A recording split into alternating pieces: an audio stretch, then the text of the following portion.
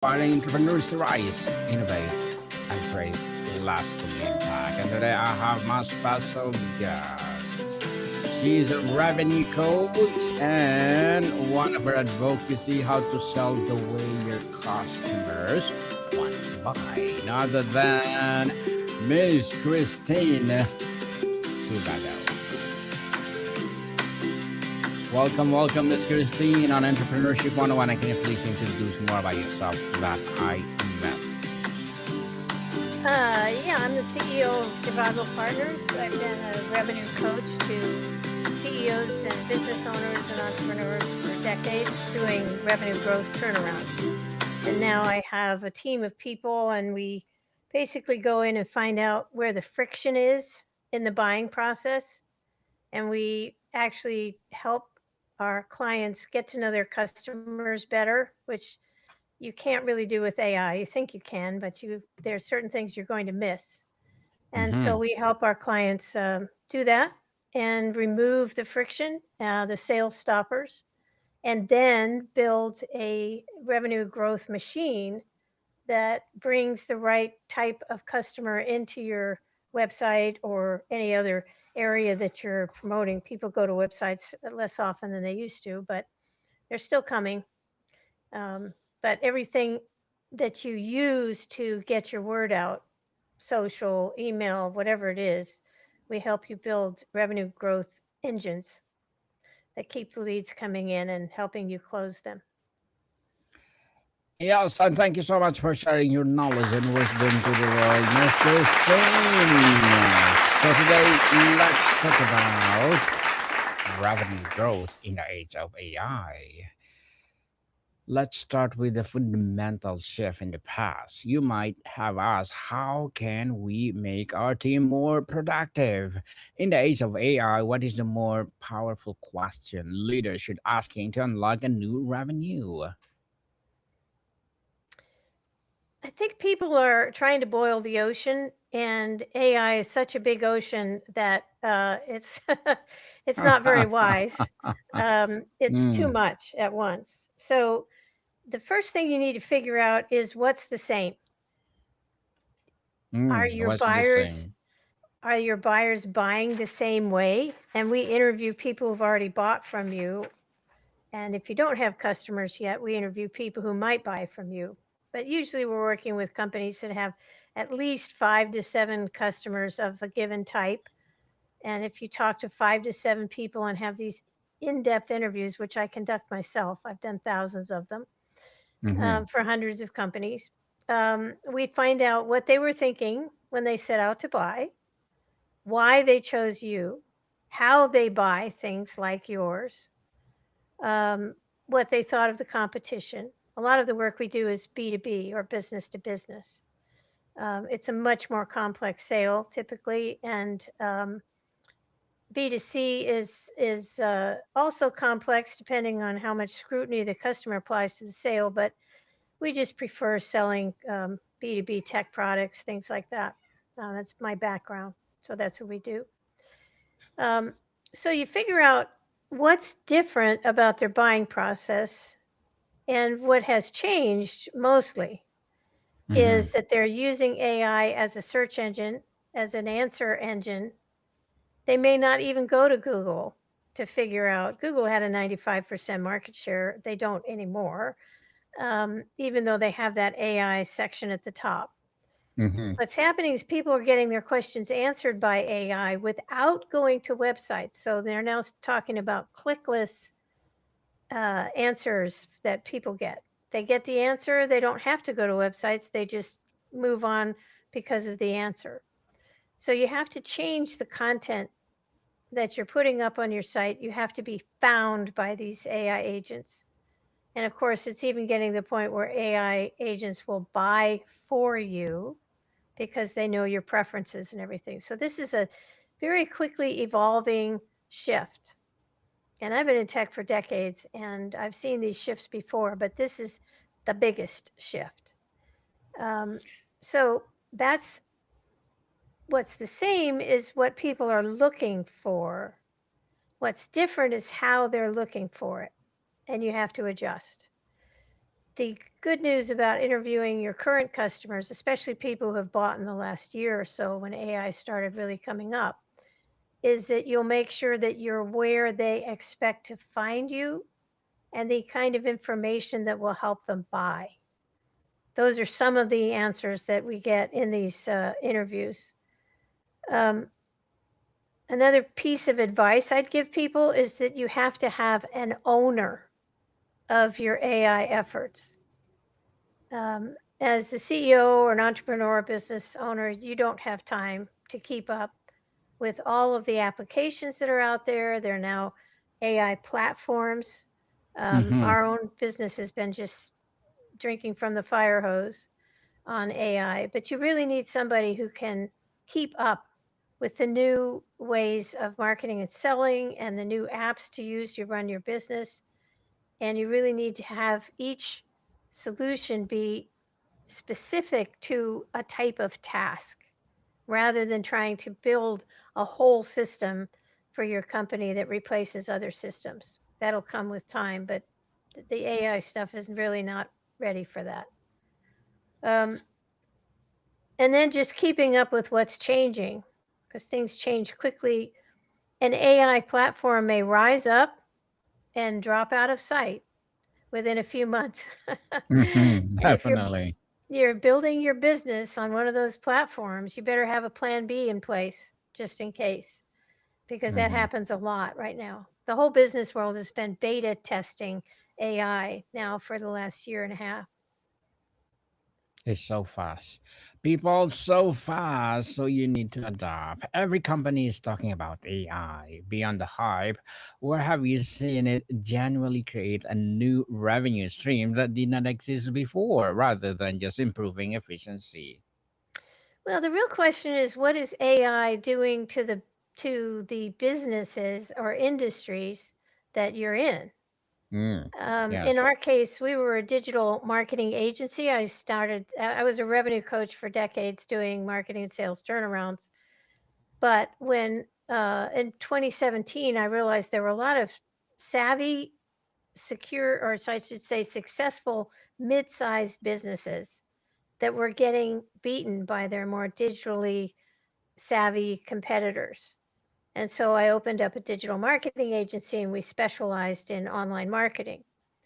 AI has basically wiped out our industry in the last year. I mean, Mm-hmm. it's just AI can write, AI can make illustrations, AI can do market research and marketing plans. It's very generic and homogenized typically, and it can really mislead you, which is not good. One way to prevent that, or at least make it a smaller problem, is to use more than one AI platform. So, ChatGPT, Gemini, Perplexity, and ask the same question of all three and see what answers they come back with. And of course, some of them are better at different things than others. Claude, for example, is a pretty good copywriting tool, although I've had better success with ChatGPT. And you also have to know how to use them. So, yes, they hallucinate. Yes, they make mistakes. And when you call them at it, they just say, "Oh, you're right. Good catch. I was wrong about that." And so you have to really True. push it and make sure that they're telling you something that's valid. You don't Mm-hmm. want to make decisions based on invalid information. Mm-hmm. So you do have to be careful. But AI is basically wiping out whole industries. And in our case, we've pivoted it. We've made use of all that experience I have interviewing customers, working with clients inside on the back end, trying to make sure that they're making the right promises to their customers, the promises that customers want them to make, and that they are keeping those promises, which is more rare than one would hope. Happens a lot. Making the wrong promises to begin with, or breaking the promises that they make. Once we figure out where those problems are, get rid of them. And sometimes it's processes, it's infrastructure, it's legacy IT. And with my technical background and my technical staff, we're able to help people get past those. And then it's a smooth buying process, and it makes it much easier for the customer to buy. Mm, definitely. Miss Kristin is my guest on Book 101 review before. So, Miss Kristin, do you have a plan to revise your book and input AI intelligence? No, I'm not going to do that with the first book. What I am Mm-hmm. doing, I'm writing a second book, which is called Love, Leverage, and Logistics: How You and Your Company Can Change the World. And that book's the logistics chapter or section of that book is very heavy into AI. I'm Mm-hmm. also, my goal, I'm not sure yet whether I can achieve it or not, but I'm pretty sure I can, is to make it a living book. Because AI changes so fast, I'm going to have to update it frequently. That Yeah, wasn't so fast. true of How to Sell the Way Your Customers Want to Buy. The book title is Roadmap to Revenue: How to Sell the Way Your Customers Want to Buy. I knew that I had to just lay out the basics and not worry so much about the technology. So that book is still valid today. Um, I made sure of that. I have been in Mm-hmm. tech so long, I knew I would have to make it so that it was still good 10 years later. And I did. It is. Mm-hmm. Um, so this other book, though, is because of the logistics section, is going to have to be updated. And Amazon can help with that. They have a service that helps with that. So you go in and update your book. So that one is going to evolve as the marketplace evolves. What is the common flawed approach to AI strategy that you see companies talking like treating is just a task automation project that almost guarantees they'll miss the revenue opportunity? I think the first thing to do is realize or make sure that what you're selling is what customers want. Because I don't care how much you use AI, if you're not selling what customers want, um, you're not going to make more Yes. money. That's just, Mm-hmm. customers are where the money comes from. AI is not where the money comes from. Customers is where the money comes from. So start there and make sure you're making the right promises to the right people in the right platforms, the social or email or channels, I should say. Um, and a big mistake I've seen people make even before AI was they would pick the channel before they got the message right. So now they're throwing all that money at an effort that does not result in more sales. They miss the mark. That's the biggest mistake everybody makes. And they do it because they don't interview their customers. For some reason, people have this big fear of interviewing their customers, and they're just a absolute gold mine of information. And the questions you should ask are in my book. I want everybody to use this method because it works. And I can't interview the world, so there you go. Everything's in the book. Chapter 3 has all the questions that you should ask. It's a conversation, not a survey. Surveys don't work. Those are your assumptions in question form. Assumptions are a big problem. So I just think that um, the biggest mistake and the thing people need to avoid is that the channels issue and assuming that they know what their customers want. Once they've figured that out, now everything else they do after that is going to work better. They'll be targeting the customer rather than just putting in AI. There are a lot of other things you can do with AI that are very task specific, as I mentioned. And I think that's once you say, okay, this is what we need, our customers need, what can we use in AI to help us get there? And then be careful that you're not just trusting whatever AI says. You have to double check and cross check. Let's talk about the operationalizing AI in sales and marketing. Mm. Miss Christine, if sales AI can predict leads, but true growth often comes from human relationships, where is the highest impact intersection between AI's analytical power and the irreplaceable human touch in the sales process? The buying process is what you need to get right. the customer's buying process, not your selling process, because you might be missing that. You might be irritating them. I've just worked with my staff to make a list of the 25 most common sales stoppers. I'm going to build a guide on that. Mm-hmm. And whether you're using AI or not, the things that frustrate your customers are the things that will keep you from selling more. So that's really from the customer's perspective, it's operational. It's a process that they go through and they expect to see certain things at a certain time.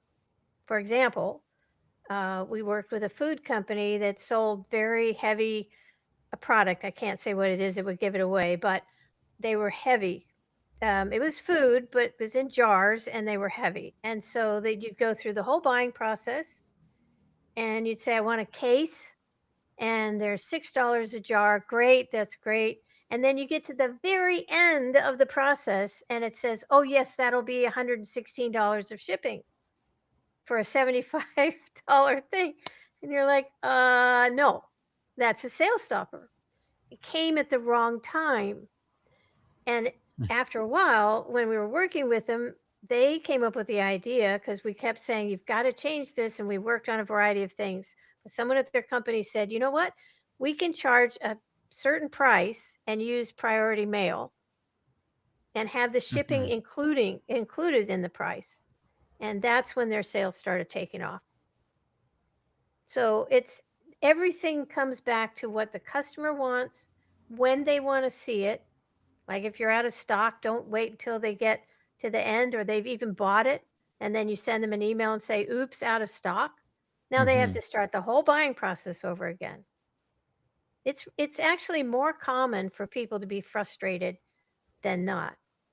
And then once you figure out what they want, then you can use AI to build certain processes. It's much easier to build an application with AI because of prompting and that sort of thing. But you'll still need some programming in the back end. Indeed. So, if a CEO come to you and said, "Prove it. Show me the clearest, most direct path from AI investment to a percentage points of margin or market share growth or growth," that will you tell them? Everything I've just said. I Mm-hmm. mean, if you if you don't start with the customer, you're going to make mistakes. And you're going to waste market time before your window starts to close and someone else comes with something better or they do a better job of supporting the buying process. The reason Jeff Bezos is so rich Yes. is because he built the company on infrastructure, processes. He didn't care what he was selling. He started with books, didn't matter. Yes. And if you go there and you say to yourself, let me count the ways that Amazon makes it easier for me to make a decision. Reviews, questions you can ask Rufus, um, the way everything's laid out, so you always know where you are. You're never confused about where's the cart. The cart's always available on the right side. Things like that. Mm-hmm. Um, what other people did with the product, what other people bought, what you bought. There's just everything you can think of. They just sit there all day and say, how can we make this easier? And the rest of the world is way behind what the standard that Amazon has set. So you have to say that for yourself. And you have to ask your customers, when did you get hung up? What was confusing? How could we have improved this? And they'll tell you.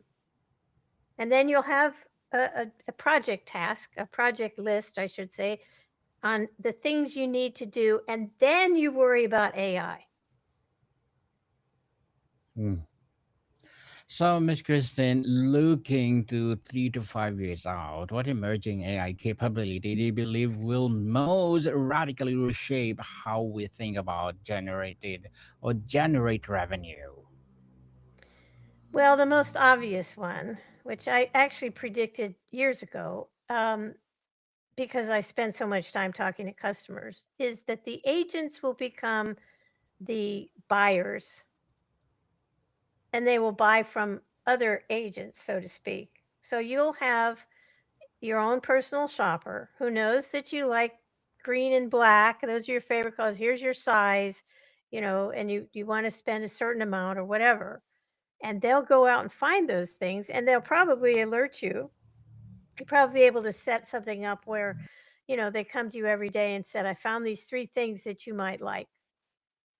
And hopefully the algorithms will be appropriate, because sometimes you buy diapers for your grandnephew, and the next thing you know, there's more stuff saying, okay, you want more diapers, or you ought to check this out. That personalization stuff is not ready yet. Hopefully your agent will be able to say, oh, no, no, no, that she bought those. I'm going to dismiss that because that wasn't a normal thing for her. But they'll definitely see trends in your buying habits, and they'll go that way. Will that lead to frustrations? Probably. And the kinks will have to be worked out. But I do think that's where it's going. And how you sell to agents is going to be the real battlefield. Miss Kristin, before we wrap up our discussion for today, I'm inviting you to please do listen to my other podcast, people. My other podcast, because my abstract essay is already in 6th season. Abstract poetry in a 3rd season, and my book 101 review in 6th season as well. Comedy 101 in 3rd season, and food 101 in 6th season too. Geography 101 love letters, movie 101 review, music 101 are in 5th season. Science 101, Sex 101 in its 4th season, Trivia 101, Law 101, Mental Health 101, Motivation 101, Entrepreneurship 101, and of course, my Bible Verses 101 are my baby podcasts. Please listen to them wherever you listen your podcast. So, Miss Christine, tell us if or let's end the practical lens for the leader listening who feels both urgency and uncertainty. What is the one thing they should do next week to start steering their revenue strategy into the age of AI? I think I've made that pretty clear. AI is secondary, customers are primary. If you don't absolutely know why they bought and how they bought, you're not going to grow your revenue. You're going to miss the mark. Yes, indeed. And again, Miss Christina, thank you so much for sharing your knowledge and wisdom to the world. Can you please invite our listeners to support your book, your advocacy, your business, or whatever projects that you're doing right now? Zhivago Partners is our website, zhivagopartners.com. If you Google me, you'll find me all over the place. And Amazon is where my book is sold, Roadmap to Revenue. Yes, people, let's support Miss Kristin Zhivago, because if you support her, for sure, more and more empowering advocacy like this. Right. So I have one more question, Miss Christine. What new hybrid skills are becoming most valuable? Is it more important for a revenue leader today to understand the data science, or for the data scientist to understand revenue psychology? It's a mixture of both. You can't manage what you don't understand, so you have to keep learning. I mean, really learning. And the other side, they need to understand the business issues. Definitely business issues, people. And Miss Christine, thank you so much for your time. Thank you. Welcome, people. See you soon.